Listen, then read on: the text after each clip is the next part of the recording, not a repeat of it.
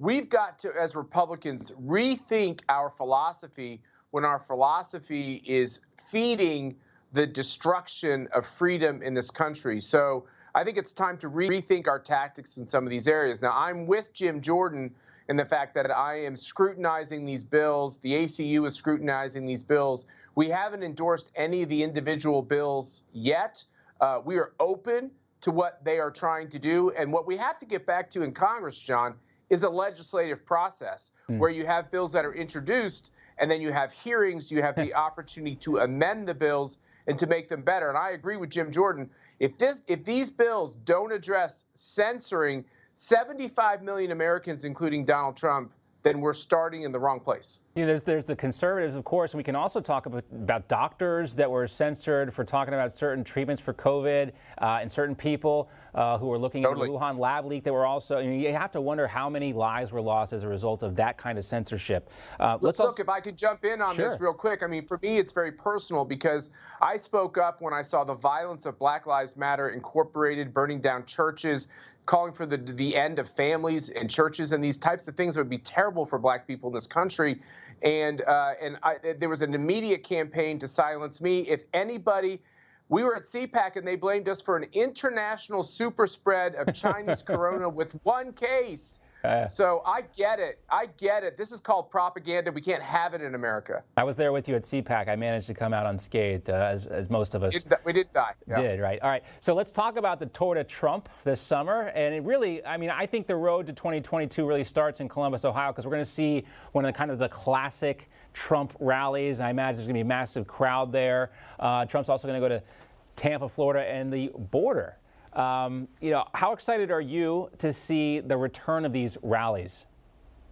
Well, John, you missed the most important one, and then he's going to go to Dallas to be at CPAC. I was saving that for you, Matt. I was saving that for you. I don't think we had made that announcement yet. I got to be a better marketer, so I got to jump in. Okay. But no, look, Matt, he's going to go up there. His travel is coinciding with these different congressional races. There's a lot of buzz out there that Donald Trump would even be potentially someone they'd crown as the Speaker of the House if the Republicans get the majority back. I'm not saying that's a live wire, but it's an interesting conversation about Trump inserting himself in the fight for the Republicans to get back the majority. And he's going to be a big boost to the elephant's chances to do that. I think there's a high probability they take back the House. These rallies are going to be a real balm for a real sense of comfort for 75 million Americans who feel canceled, feel like he's been canceled.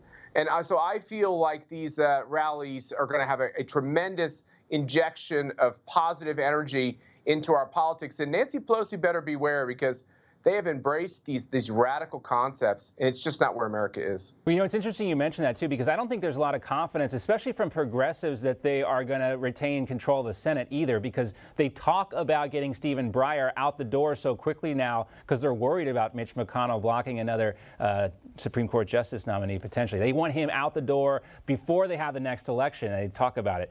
Let's go back, though, and talk a little bit more about the border issue. President Trump going down there. He's going to talk to Texas Governor Greg Abbott about that. And I imagine we're going to hear a lot from President Trump when he speaks in Dallas at CPAC about this issue. But this is the same thing as it was back in 2015, 2016. Americans want a secure border. They don't see that right now with this current administration. And when you have President Trump out there doing the rallies, talking about these things, it only buoys all of the Republican candidates, right? Yeah, so immigration is one of these issues that the Republican Party had gotten wrong for too many decades, and I'll put myself in that camp. And as you really study the border, you realize Donald Trump had it right. We have to secure the border, and it was multifaceted. And this issue really impacts those who live around the border, especially in Texas, which has the biggest bulk of the border. And it affects minority communities. I think the idea of an orderly immigration, legal immigration system is very popular with people who live in these border states and the minority communities around the border. I think what you're going to see is a continual drive of people of color to the Republican Party because they're for common sense ideas like an orderly immigration system, a closed border. They're for families. They're for small businesses. They're for faith.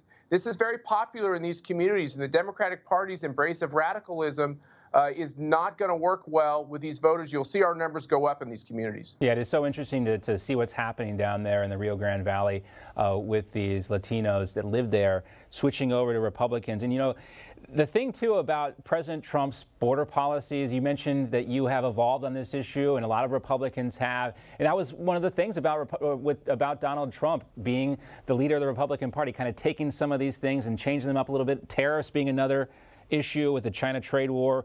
You know, Matt, let's be honest, no Republican really liked that idea, but it worked. Also with some of this other foreign policy stuff, too, we're seeing the stark contrast now with Joe Biden, aren't we?